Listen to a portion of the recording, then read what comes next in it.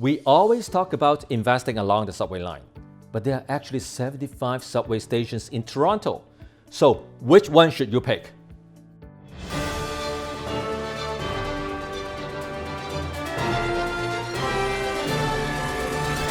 $75 is a big number, but in reality, most condo investors would only focus on 15 stations.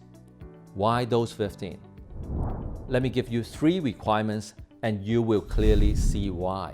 Number 1, the station must be on line 1. That's the yellow line that runs directly through the downtown core in the U, so you can get to downtown without changing platforms.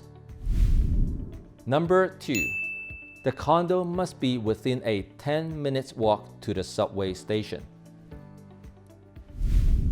Number 3, the condo must be less than 5 years old. I'm setting this age requirement because the majority of investors like to invest in newer condos, and this would give us a more relative price comparison between resale and pre-construction condos. Let's start with resale condos. We are going to look at the sold prices of 1-bedroom units around 500 square feet with no parking spots.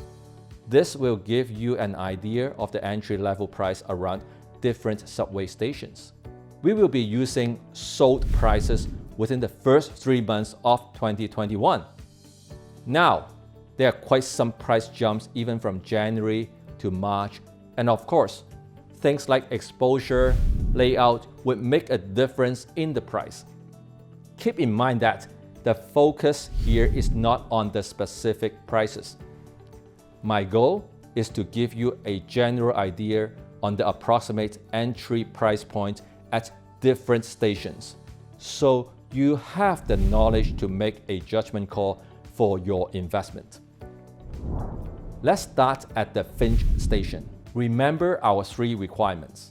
Yellow line, within 10 minutes walk, and less than 5 years old. There are lots of condos around the Finch station, but none actually fits all 3 requirements. That really tells us that we are running out of land in the area. So the more recent developments have been focused on the 2 stations south of Finch, the North York Centre and the Shepherd Yonge stations. The 2 stations are actually just 10 minutes walk from each other, and so the 1-bedroom prices around them are similar, both at the $580,000 range. The next station that fits all 3 requirements is Eglinton in Midtown. Lot of new condo developments in the area, and the entry-level 1-bedroom price is also in the $580,000 range, similar to North York. Nothing at the next 4 stations. Then we are already downtown at Yonge and Bloor. Here is the U that goes through core downtown. Let's start with the most expensive ones. There are 5 stations where you need at least $700,000 to get a 1-bedroom unit. Yonge and Bloor. No surprise, as that's right next to the most expensive Yorkville area. A 1-bedroom on the high floor at the 1 Bloor condo recently sold for $750,000. The next station is Union Station. A 1-bedroom unit on the high floor with no lake view at the Harbour Plaza recently sold for $743,000. Let's go on to the other side of the U, along the University Avenue. St. Andrew Station by the Entertainment District. Taking the 2-year-old 87 Peter Street condos as an example, a recent sold 1-bedroom was at $728,000. There are many different buildings in the Entertainment District and prices will vary, but the newer buildings will be around the $700,000 ballpark. St. Patrick's Station, right at the heart of University Avenue and all the hospitals. $739,900 at 488 University. Museum Station, that's one of the stations closest to the University of Toronto and still has new buildings around it. 1-bedroom unit at the U condo on Bay Street got sold at $700,800. How about the $650,000 to $700,000 range? Osgood Station, that's an area in between the heart of University Avenue and the entertainment district. Just a little bit away from the heart of the actions, so the price is also a little bit lower at around $660,000. Going back to Yonge Street, Wellesley Station, at around $650,000. One station south to College, just under $700,000.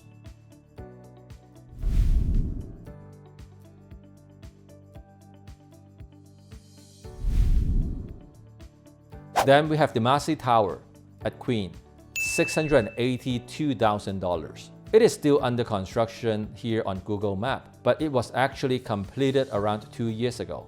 You can see that it is also just a few minutes walk to the Dundas station. If you go along Dundas for about 7 minutes, you will hit the Dundas and Jarvis intersection. There are 3 big condos towers there now. They are very popular nowadays because you can still get a 1-bedroom just under $600,000.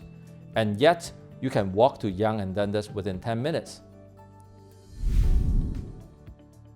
King Station is at the heart of the financial district. Queen's Park and St. George are stations on the campus of University of Toronto. Generally speaking, you would need a budget between $600,000 to $700,000 to get a 1-bedroom unit along the subway line in downtown. Let's get out of downtown. Our next station is Yorkdale. The Yorkdale neighborhood is also under revitalization, and a 1-bedroom unit is around $460,000. Wilson Station is similar, at around $480,000. Then we go through York University and arrive at the terminal station at the Vaughan Metropolitan Centre. A 1-bedroom unit at Transit City 1 recently sold for $492,100.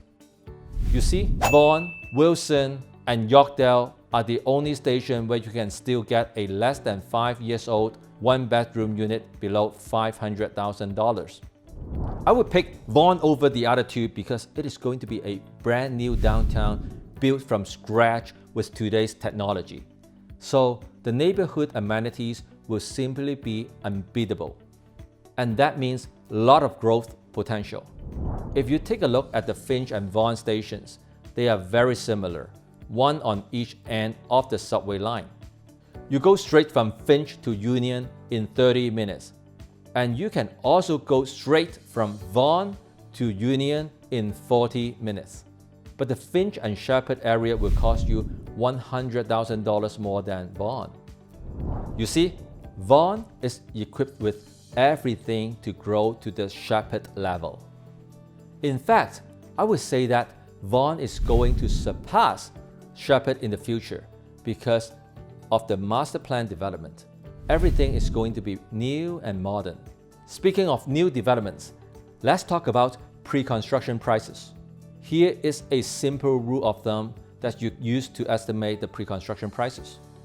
You take resale price in the neighborhood and you add 10 to 15% to it. That's the pre-construction price you should expect. For example, 1-bedroom resale at Vaughan is around $490,000. You would then expect a 1-bedroom pre-construction to be around $550,000. So why is pre-construction more expensive than resale? Time. You are buying a product that's going to take 4 to 5 years to build. Do you think labor costs, material costs, and government charges are only going to increase 10 to 15% in the next 4 to 5 years? Probably a lot more than that, right?